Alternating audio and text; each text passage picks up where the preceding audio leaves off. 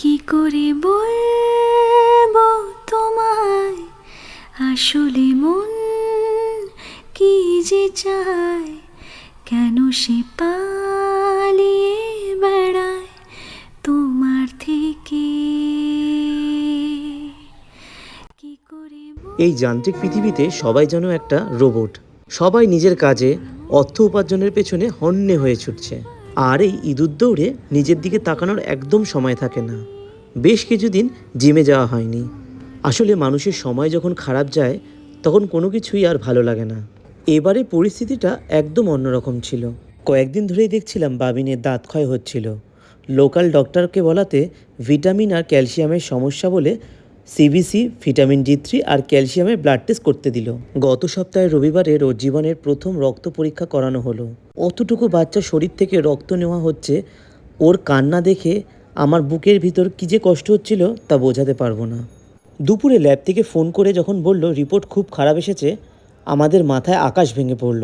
সেদিন আবার আমার এক বন্ধুর বাড়িতে নিমন্ত্রণ, কিন্তু সেই পরিস্থিতিতে গলার নিচ থেকে আর খাওয়ার নামছিল না।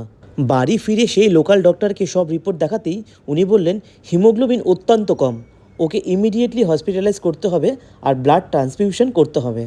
সেই রাতের আতঙ্ক আমি ভাষায় প্রকাশ করতে পারবো না।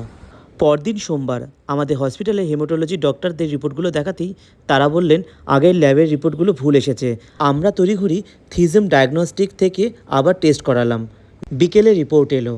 মনে যে একটা বড় ভয় ছিল, ঈশ্বরের কৃপায় সেই মেন রিপোর্টটা নেগেটিভ আসলো। বুক থেকে যেন একটা পাথর নেমে গেল।